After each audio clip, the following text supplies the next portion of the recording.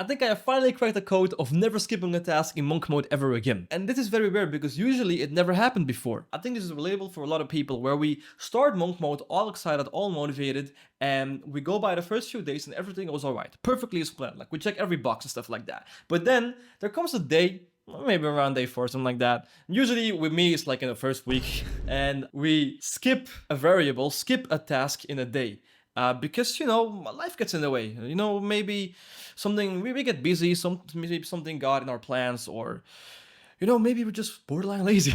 That can also be the case, And then we're like, you know what, it's all right. It can happen, life gets in the way. And then we just go by further with monk mode, and then we do our variables again, right? We do all our tasks again. Everything goes smooth as planned as well. But then another day goes by, and then we skip again. Because life got in the way again.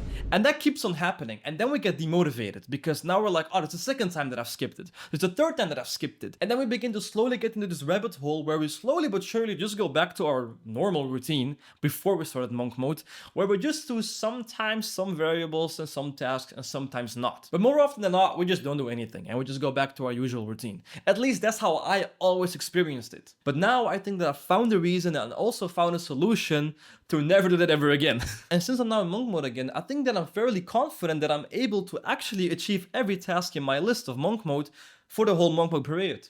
And there's the reason why this happens, and the solution to fix it is having an accountability buddy. Now, okay, hear me out, okay? I know it sounds cringe and stuff like that. Just hear me out. This idea derives from back in the day when I first...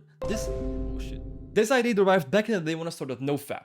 I'm now like around a year clean or something like that, and it's not for no reason. Before this 1 year streak, I've always failed NoFap. Every time that I tried it, I just relapsed again, right?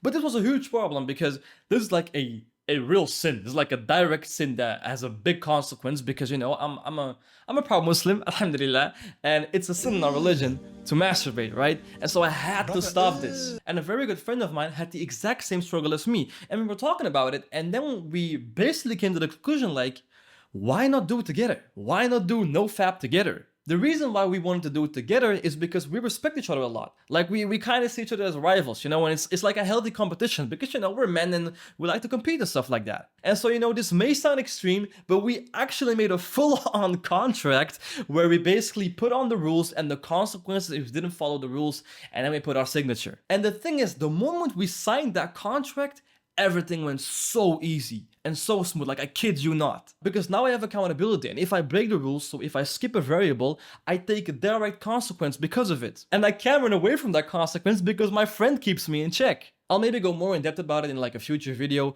but the fact of the matter is that we never relapsed again.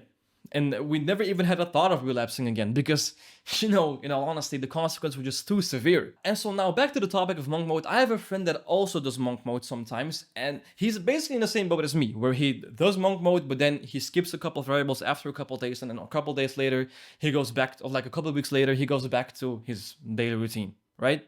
And so I was talking with him, and I said to him, like, why not do monk mode together, right? Like it worked with NoFap. Let's try monk mode. And so then I also made a contract with my friend where we basically put on the rules, the tasks that we need to do in monk mode, and the consequences if we didn't do those tasks. Now, what is the consequence for us? Well, it's a 10-kilometer run. And boy, I'm gonna tell you, I hate running. And that guy hates running too. Like, it's kind of a shame because, for boxing, kickboxing, you really need cardio, and running is the best way possible. But bro, I hate running, bro. Especially 10 kilometers. I've never run 10 kilometers. So the thought of running 10 kilometers is like very daunting to me.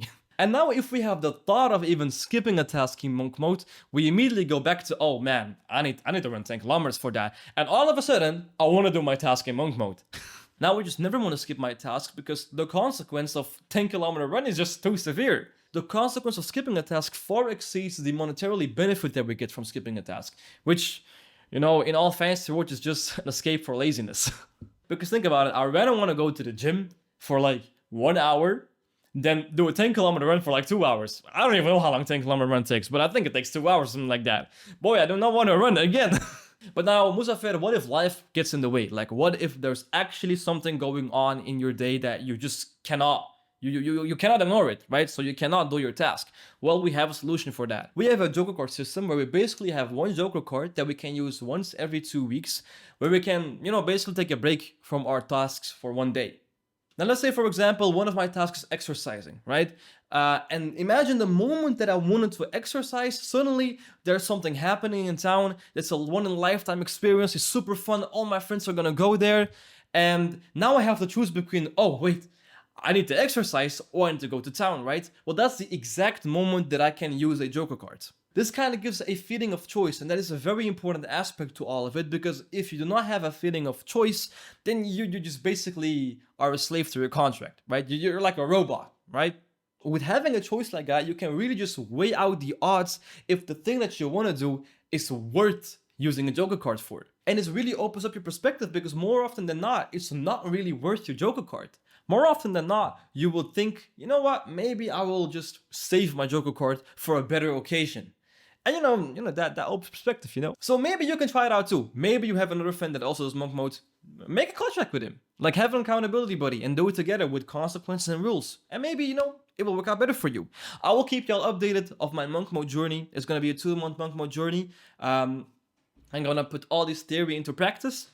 So let's see if all of this is fluff or if it actually works. Thank you guys. Have a nice day. Bye bye. Assalamu alaikum. Brother,